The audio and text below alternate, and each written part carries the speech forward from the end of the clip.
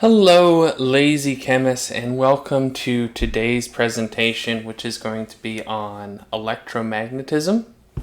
Okay, and what we're really going to be talking today about is electromagnetism or light. All right, and so this is something that you guys probably interact with a whole bunch of ways, but you might not be aware that you're interacting with a whole bunch of different forms of light, okay? And so what we're going to do today is we're going to go ahead and explain a couple of things about light, and then we're going to talk about the electromagnetic spectrum and begin to discuss some things that are really useful for us in the spectrum right here, all right? Now, what we're going to do to start with is we're going to start with talking about light, okay? And we are going to talk about the speed of light to start with, okay? So something that you guys may be familiar with is that light has a set speed, okay? And the speed of light is something that we know. We know that the speed of light is 3.00 times 10 to the 8th meters per second, all right? And I know that this is in like the formal style, but that means that it's traveling a meter. If you think about like a meter a second, it's traveling 3 times 10 to the 8th meters per second, which would end up being a really, really big number. So 300 million meters per second, okay? Or 182,000 miles per second. Okay, so that's a pretty fast thing that we have there going on with light. Okay, the speed of light we can find a couple of ways. We can times the wavelength times the frequency of a light, which we'll get into here. And then the energy of the light is going to be what's called Planck's constant times wavelength here. Okay. Now, that's the basic things about light. Okay. That it travels at 3.3 times 10 to the 8th meters per second, and that we end up having that the speed of light equals the wavelength times the frequency. And these are the two things.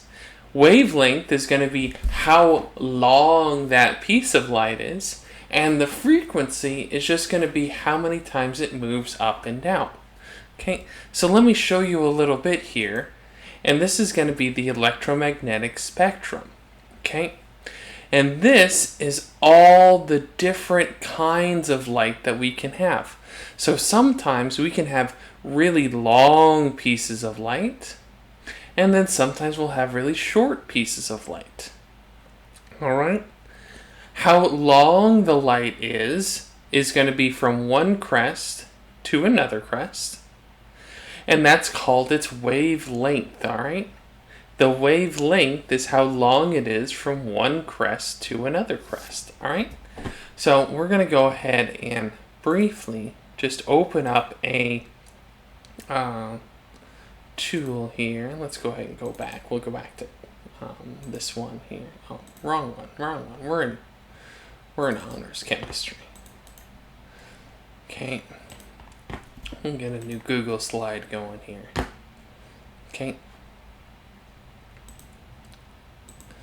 So we're going to have our wavelength, and that's going to be the length of a wave of light from crest to crest. Okay? And wavelength is something that we can actually measure. Like we're going to know how big it is. Like it's something that can be measured. Okay? So for instance, gamma rays, the wavelength in between these two is really, really small. Whereas microwaves, they're kind of large. All right? So that's what we're talking about with wavelength. Okay? The second part that we're going to talk about today is going to be about frequency, okay? And frequency is going to be how many times the wave of light oscillates per second. Alright, so what does that mean? Let's go ahead and take a look here. And some light has a really long wavelength and it kind of leisurely moves around here. But as you start to go here, what you'll notice is that the beams of light, they move up and down faster. And that's what it means by frequency. So frequency is how quickly it moves up and down, okay? So frequency is how quickly it moves up and down. And here you'll see that the frequency is written down here for a whole bunch of things, all right? For a whole bunch of the wavelengths, all right? Now, frequency, we have two ways that we can go ahead and write frequency, okay? Wavelength, we usually write this, in a whole bunch of different ways. We could use meters, we could use centimeters, we could use millimeters. Another frequent one is nanometers. Okay, and we'll talk about that one in just a little bit. But, basically we're just talking about actual meter measurements. Okay, frequency can be measured in two ways, and it's either per second or it could be written in hertz. And both of these end up being the same. Okay, now I want to go ahead and talk about these right here. So earlier we said that the speed of light is c equals the wavelength times frequency.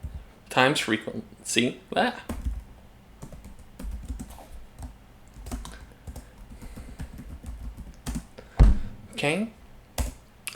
Now, speed, how do we define speed? We usually define speed in meters per second. Or we have some length of distance that we travel times how long it took us to travel that. Well, what do we measure wavelength in? We measure it in meters times, and we said that we can go ahead and measure frequency in per seconds.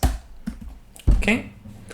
So look how nice that turns out, that the unit for speed equals meters per second.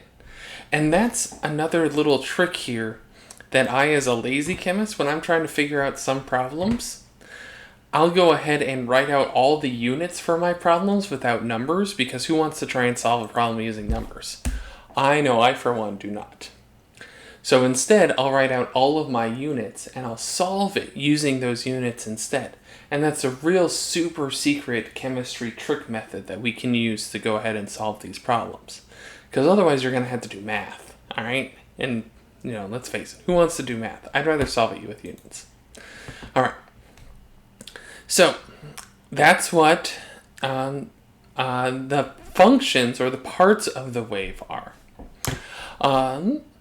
And, here we have some comparisons. So, for instance, radio waves are really, really large waves. So they have a very big wavelength. In fact, they're 10 to the third meters, which means that they're about 1,000 meters. Now, most buildings, and we're talking like New York style skyscraper buildings, are going to be 10 to the third meters. All right.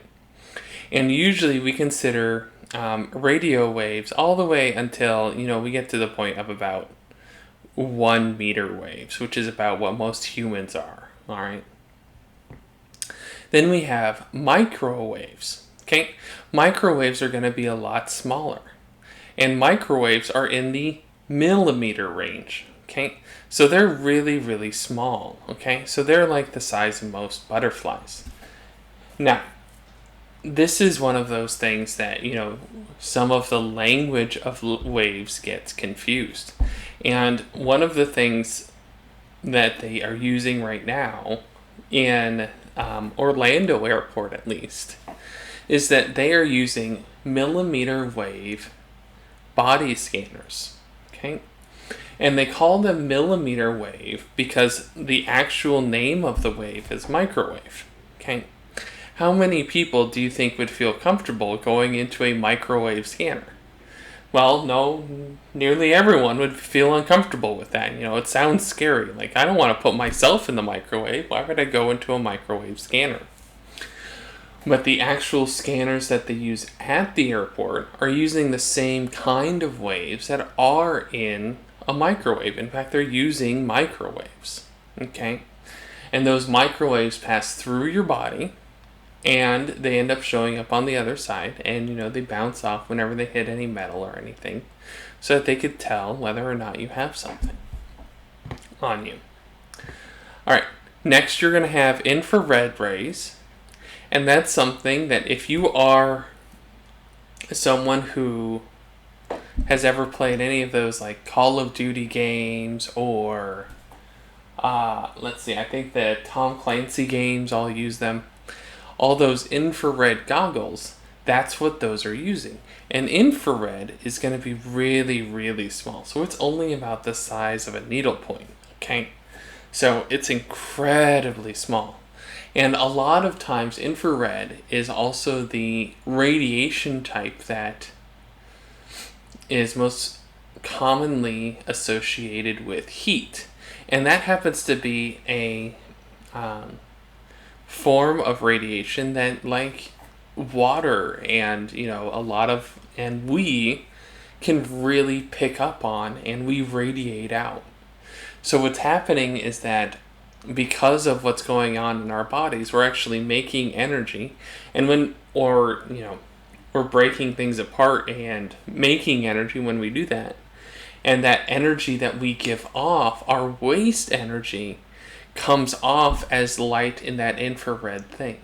So if you think about it, when you're sitting there and you're using like a night vision goggles, like if you ever get the chance to, what you'll see is that humans and other warm-blooded creatures are actually making energy and giving off waste energy. And that's what's going on there. And it kind of makes it so that human beings and animals are almost like their own little star system, where they're giving off energy to the environment. And it just happens to be that it's only in this very defined spectrum. Okay? The next kind of light is known as visible light. Okay? And visible light is really, really, really small. And if you think about it, it really has to be small, because this is light that, is getting absorbed into your eye. And this is only about the size of protozoans. And here, what you'll see is that there's a brief little spectrum here that's trying to show where the visible light is. And it only makes up a very small bit of this electromagnetic spectrum. Alright? And so because it only shows a little bit of the spectrum, it actually means that humans are kind of limited with the kind of lights that we see. And we actually have a whole bunch more option of different lights that we can see, that we use machines to see, because we cannot see them ourselves. Alright? And we've made tools for this. So for instance, some of the tools that we use for radio, well, radio is a really long way, we use radio broadcast. Okay? This is also how we detect a lot of things, by using radio waves. Alright? Next in our list, ultraviolet rays are super, super small. Those rays are only about the size of molecules. Alright? And so one of the things that you guys will learn in this section is that ultraviolet rays are where we start to get into the rays that are kind of dangerous for organic life in particular. And the reason is because these rays are the size, and they have a lot of energy. Okay, so these rays can end up going into the DNA, and they can end up making a change. They could temporarily break some bonds in our DNA and make a change in our DNA. And when they make a change in that DNA, it might accidentally cause a cell to derp. It could accidentally cause a cell to become cancerous. Okay? One of the things that you'll see especially in Florida, unfortunately, is that we have a pretty high skin cancer rate. And what happens with skin cancer in particular is that the cells that are on the skin have a higher propensity of getting hit with ultraviolet light that comes from the sun. And what will happen is every time that a cell gets hit with that light, there's a chance that it has the capability of becoming a cancer cell. And then there's a chance that that cancer cell will be able to propagate and go all over the body. And that's what's going on with something like the sunlight, ultraviolet light, and cancer. Okay. Next is X-rays. And you guys know that we use X-rays. X-rays are about the size of atoms, which is why they're really good for being used in X-ray diffraction, which is how we determine like the structure of different compounds and such. And then the final one is gamma rays. And gamma rays are about the size of atomic nuclei, and they are really, really small. Okay, they're really, really small. And because they're really small, they also have a lot of energy. Okay? So as we're going down here, this is also a good way for us to go ahead and see energy. And here, the radio waves, I mean, come on. Look at that boomer wave. Alright? That wave right there is a boomer. It's just kind of meandering along doing its own thing. Over here, this is like the super hyperactive wave where it's like just sitting there going up and down. It's eating all of its Cocoa Puffs and it's just going okay. And so our energy is also along this line. Okay. Where here we have lower energy and here we have higher energy. Alright. Let's go here. And let's go out. Alright. Now, here, we did have a part of a wave. Alright. Now, here are some other things that you may want to go ahead and take a look at, and I want you to copy this chart here too. By the way, in the previous chart, you definitely want to have that entire electromagnetic spectrum, because that electromagnetic spectrum, we're going to quiz you on it, okay? And one of the things that us teachers like to quiz you on is like, which wave has higher energy, and then we give you 4 different wave types. Or I'll say like order the waves in, the order of highest to lowest energy, or the order of highest to lowest frequency, or something like that. So be aware. Those are the types of questions that we can routinely ask on waves. In terms of parts of a wave, there's not all too many parts, okay? So our waves are always going to have the wavelength, which I said is this thing from crest to crest. You can also do trough to trough, but in this class we're going to do crest to crest. You have the amplitude, and the amplitude is how much it rises from the center of the wave, okay? And then the wave height is the total of the wave. And up at the top of a wave, you have the crest and then the trough. Okay. There's wavelength. There's frequency.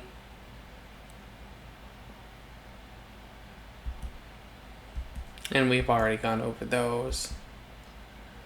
I don't know that we need to go here.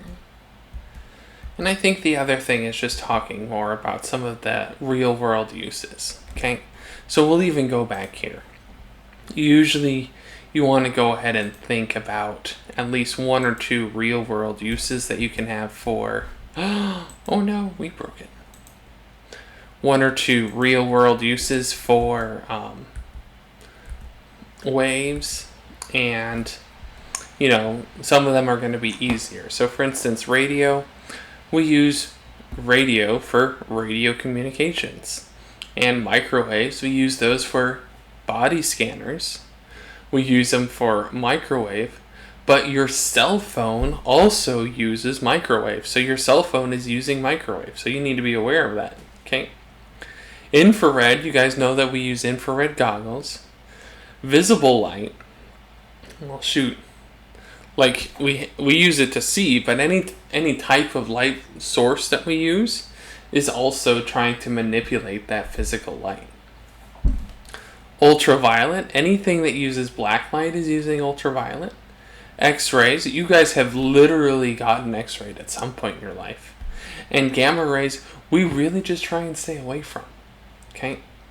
So that's what you need to know for the electromagnetic spectrum here. And yeah, and then make sure that you have this down here too. Okay? That the approximate size of the molecules, you're going to need those, as well as knowing them in the right order. Okay, so you should be able to go in the right order: radio, micro, infrared, visible, ultraviolet, X-ray, and gamma ray. Okay. At this point, I'm going to go ahead and close this out for this lecture. And remember to always stay lazy.